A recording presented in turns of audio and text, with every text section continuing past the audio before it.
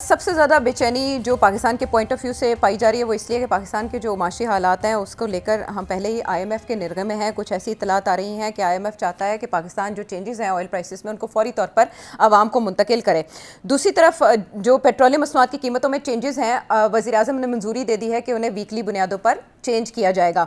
اب آنے والے دنوں میں سیٹھی صاحب گیس اور تیل دونوں کی قلت کو لے کر پھر ہماری جو بجلی کی ضروریات ہیں ان کو لے کر کافی کنسرنس پیدا ہو گئے ہیں. یہ جو اس وقت سچویشن ہے یہ پاکستان کو کیسے امپیکٹ کر سکتی ہے؟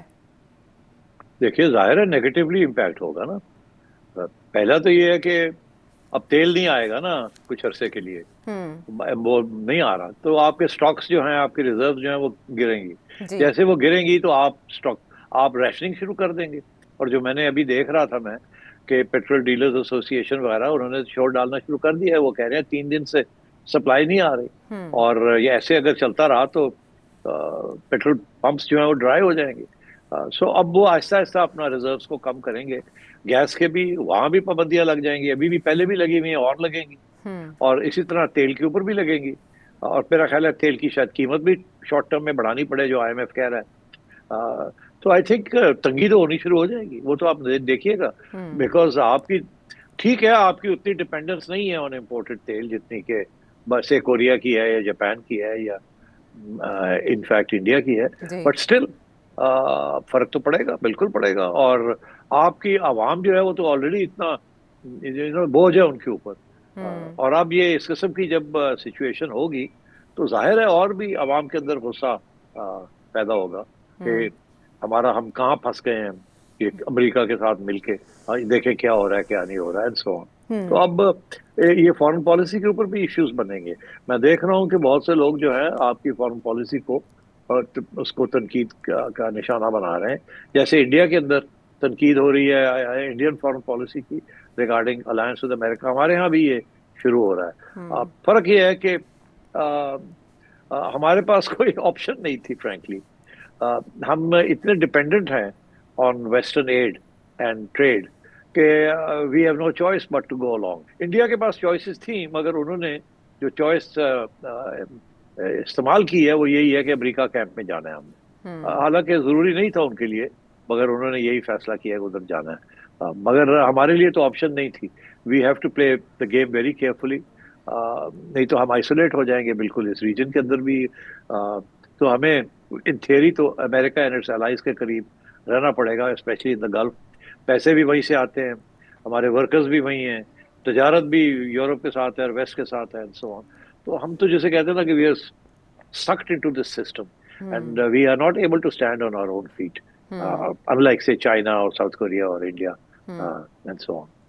تو سیٹ صاحب ایسے میں سعودی عرب کے ساتھ ہم نے رابطہ قائم کر کے ان سے ریکویسٹ کی ہے کہ آپ یامبو ریڈ سی میں جو پورٹ ہے اس کے ذریعے پاکستان کو سپلائی جاری رکھیں. تو آپ کے خیال میں یہ ایک آلٹرنیٹ روٹ ہو سکتا ہے اور پاکستان اس خطرے سے بچ سکتا ہے سعودی عرب کی مدد سے؟ دیکھیے یہ تو ٹیکنیکل سوال ہے، یہ تو the government and Saudis will know کہ کس طریقے سے تیل پہنچانا ہے and so on. So I'm sure they'll work out something. Okay. But there's no choice. You have to work out something. And میرا اپنا خیال ہے کہ Saudis will help Pakistan. اور مشترکہ اجلاس پارلیمنٹ کا یہ بلانے کا مطالبہ کیا جا رہا ہے اس معاملے پر، لیکن اس سے پہلے وزیر اعظم نے سوچا کہ وہ ساری پولیٹیکل پارٹیز کو اعتماد میں لے لیں، اور اس سلسلے میں ظاہرہ پی ٹی آئی سے بھی رابطہ کیا گیا. پی ٹی آئی کی جانب سے شرط رکھی گئی عمران خان صاحب سے ملاقات کی، اور ہم نے پھر ایک بار وہی ڈویژن دیکھی. آنے والے حالات کے تناظر میں آپ سمجھتے ہیں کہ کسی سٹیج پہ عمران خان صاحب سے ملاقات کرانے کے علاوہ ان کو کسی ریلیف کی امید پیدا ہو سکتی ہے؟ دیکھیے اگر گورنمنٹ کے اوپر پریشر آیا نا اور عوام کی طرف سے، میڈیا کی طرف سے، تو پھر یہ جو کنڈیشن ہے کہ ایک ملاقات ہو جائے، اس کو فرم اپ کر لیا جائے. ملاقات میں حرج تو کوئی نہیں ہے. پرابلم کیا ہے؟ پرابلم یہ ہے کہ خان صاحب نے اگر ملاقات کے اندر پھر کوئی کال دے دی، نیگیٹو قسم کی کال دے دی، تو پھر کیا ہوگا؟ تو پھر کون روکے گا یا سمجھائے گا ان کو؟ یہ مسئلہ ہے کہ خان صاحب سننے کے لیے تیار نہیں ہے کوئی بات. اور یہ اس وقت تو ایک نیشنل انٹرسٹ کی بات ہے، بیکاز پاکستان کی بات ہے. It is not about P T I اور نون لیگ اور establishment, this is about Pakistan اس وقت. تو آئی تھنک اچھا ہوتا کہ اگر ایک پلیٹ فارم پہ سارے آ جاتے اور کنسیشنز ہو جاتی دونوں طرف سے، that would have been a good thing. اور میں سمجھتا ہوں کہ ابھی بھی موقع ہے، اس موقع کو استعمال کرنا چاہیے اور خان صاحب کے ساتھ کوئی رابطے کرنے کی کوشش کرنی چاہیے. دیکھیں ہو سکتا ہے کہ وہ اپنی رویہ تبدیل کر لیں یا اس سے کوئی لچک دکھائیں، تو آئی تھنک اس کو ایکسپلائٹ کرنا چاہیے. نہیں تو یہ ہے کہ اگر پی ٹی آئی باہر ہی رہی تو اور عوام جو ہے اس کے اوپر اور دباؤ آیا فرام بیکاز آف یہ جو ڈسرپشنز ہو رہی ہیں انرجی کے اندر، اور اوپر سے آئی ایم ایف کا پھر پریشر آ رہا ہے آپ کے اوپر، تو آپ پھر ایسے اقدامات اٹھائیں گے اکنامک جس کے ساتھ عوام کو تکلیف ہوگی. تو آئی تھنک اس صورتحال میں کوئی رسک لینی نہیں چاہیے. گورنمنٹ کے انٹرسٹ میں ہے کہ پی ٹی آئی کے ساتھ مذاکرات کرے، اور اگر کوئی گنجائش ہے کوئی تھوڑی بہت لچک کی تو ہونی چاہیے.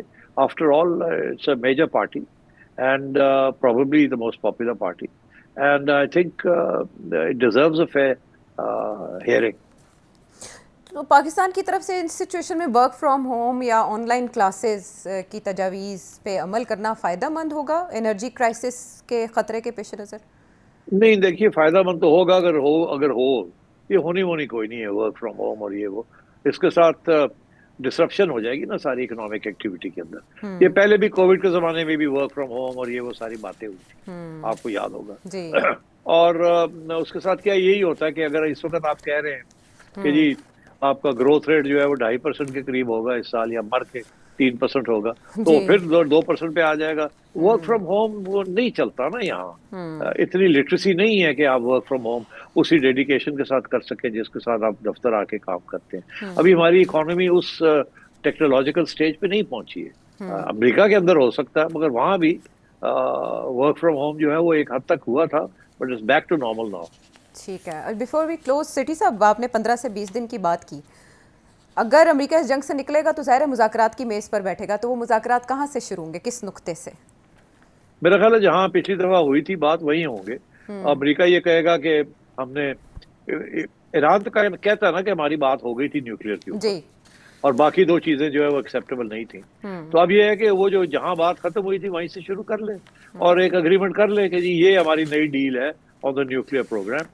اور میرا خیال ہے اس کے اندر تو آلریڈی بات ہو چکی تھی کہ ایران جو ہے وہ نیوکلیئر بم نہیں بنائے گا.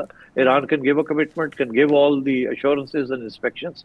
اور وہ جو ٹریٹی ایبروگیٹ کی تھی 2015 والی ٹریٹی جو کہ بہت اچھی تھی، تھوڑی خامیاں تو رہ جاتی ہے نا کہ اب کون دیکھ رہا ہے اس کو، ایران کی طرف سے خامی رہ گئی یا امریکہ کی طرف سے یا انٹرنیشنل کمیونٹی کی طرف سے، مگر وہ تو رہے گا. Nothing will be perfect.